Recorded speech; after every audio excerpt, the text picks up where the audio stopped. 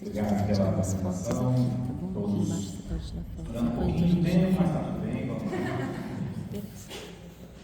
Esse aqui chama a atenção. O quê? A Ana Beatriz, agora. Ah, tá. Obrigada. Como que passa? Tudo bom, gente? Eu sou Ana Beatriz, Carlos de Minas, sou arquiteta urbanista, atualmente co-coordenadora do Instituto da Arquitetura do Brasil, Silvana Ribeiro.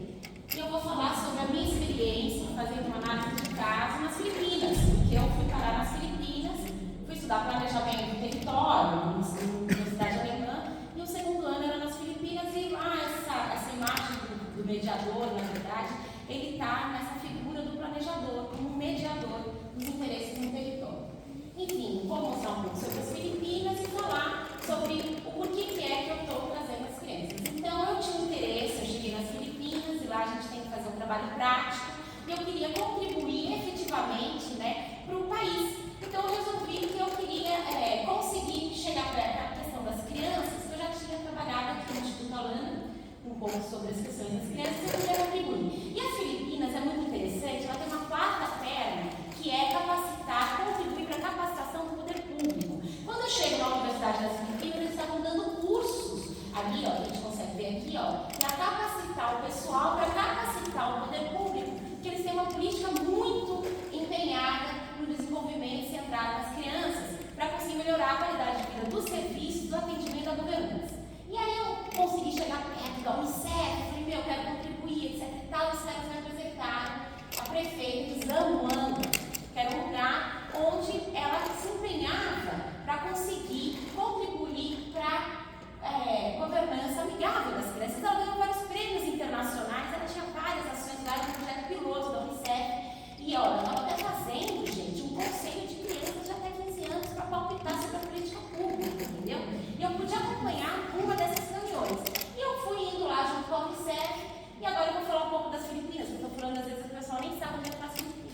Então, as Filipinas está aqui, ó, entre a Ásia, Taiwan, né? Ela faz parte da Ásia Pacífica.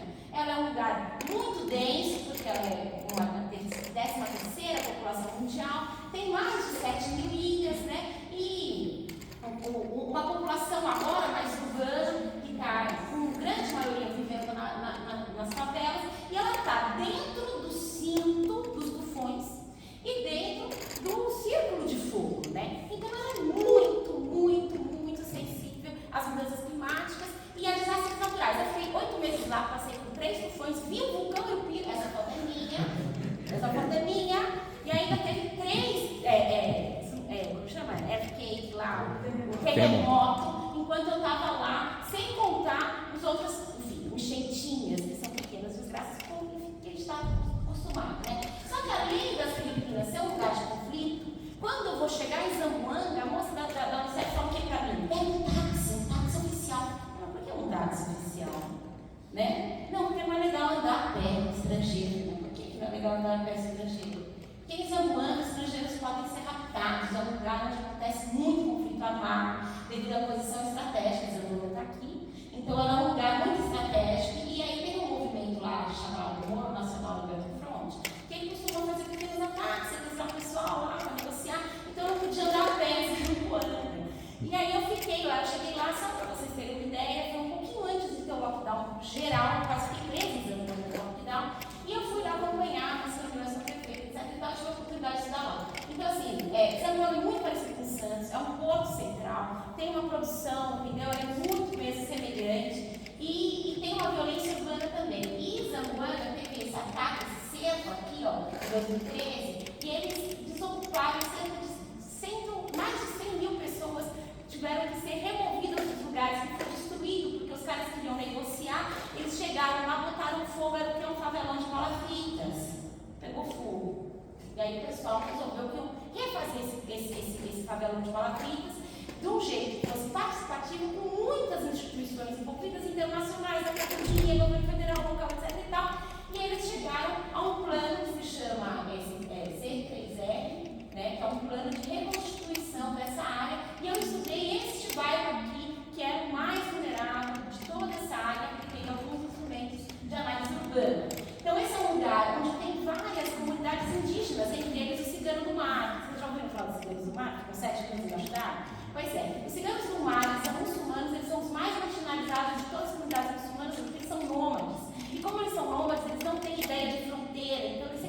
margem de tudo, eles não têm direito social, nem nada disso. A prefeita fez, ela começou a dar identidade para o pessoal ser desamuana e acessar direitos, né? E eles, como eles são marginalizados, eles são também constantemente oprimidos pelos seus também indígenas muçulmanos taxas.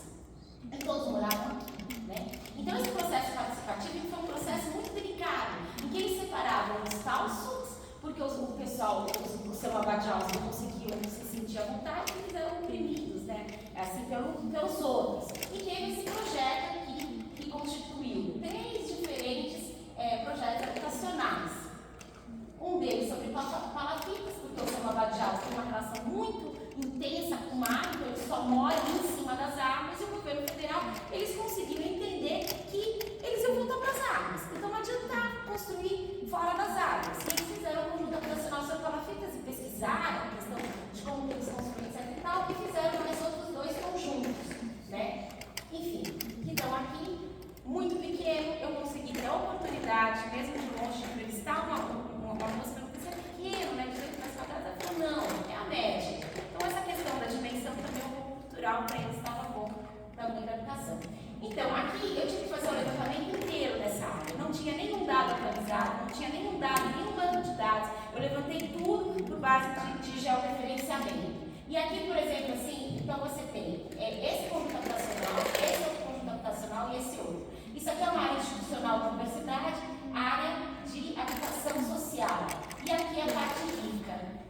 Eles sempre são marginalizados, né? Então eu fiz, por exemplo, na hora que eu identifiquei o uso, consegui fazer por georreferenciamento, porque eu vim embora, né, na pandemia, eu queria conversar com as crianças, oficina, né? Discussão focal, mas eu vim embora, foi a última oportunidade do Brasil, de verdade. Então eu tive que me adequar e também adequei. Então eu tive que fazer um levantamento dos dados, não tinha dados nenhum, consegui levantar, consegui desenhar as coisas para conseguir uma análise. Depois eu peguei alguns conceitos do Urbano 95, né, que é da Bernardo Van Leer, e também da Unicef, falando sobre como que uma cidade ela deveria ser adequada para a criança e qual parâmetro, que tipo de serviço, amenidade, etc e tal, em que distância e idade eu deveria ter isso numa proximidade. E eu apliquei, e aí eu consegui organizar os documentos deles, para conseguir dividir isso em amenidades, entender os serviços, etc e tal, saber onde que essas coisas estavam na cidade, e aplicar algumas análises de georreferenciamento, onde elas pegam essas áreas e eu consigo, depois disso, eu não coloquei aqui, não trouxe para ficar doido, tabelas enormes mostrando o que tem e o que não tem. E aí eu consigo fazer o cruzamento com os indicadores e saber se está adequado ou não, de acordo com esses conceitos das cidades voltadas para as crianças, né? E um outro conceito foi assim, qual que é a distância mínima que eu chego em tal amenidade? Então ele fala assim que eu tenho que andar 10 minutos para chegar no hospital. Poxa, aqui eu não andei. Então você está vendo aqui, ó, não é acessível hospitais e farmácias. Para fazer essa análise aqui, gente, que eu esqueci de falar, eu escolhi alguns estudos de caso. Então, a partir desses estudos de caso, um em cada um desses bairros, eu consegui aplicar essa análise georreferenciada.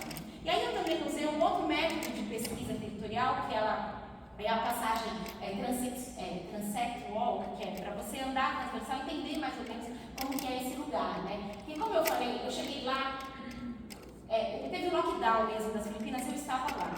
E eu não podia andar porque era um lugar onde estrangeiros podiam ser captados. Então a prefeita me emprestou um carro e a gente saiu e cruzou tudo isso aqui, ó, junto com o pessoal da prefeitura. Eu pude ter algumas visões de alguns problemas que põem em risco a segurança das crianças. A falta de sinalização, poluição, ruas estreitas, crianças brincando no meio do caos do carro, crianças não tem espaço para bicicleta, né? Enfim, consegui entender um pouco qual que era o problema desse município de uma forma geral e aplicando, assim, vários instrumentos para fazer essa análise. Eu estou trazendo um recorte para vocês, porque eu também analisei a política pública e o quanto que as crianças estavam inseridas dentro dos planos de desenvolvimento, mas eu não vou trazer isso aqui.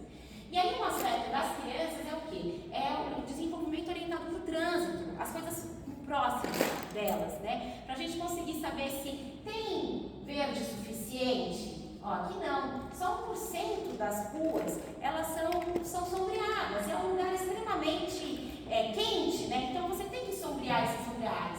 O uso é adequado? As quadras são muito grandes, as ruas são muito pequenas, enfim, eu apliquei todos esses instrumentos e pude analisar esse espaço por meio disso. E o que era mais interessante, que eu também estava com um monte de gente, então às vezes eu recebia no Facebook, Ana, e o cara estava com a moto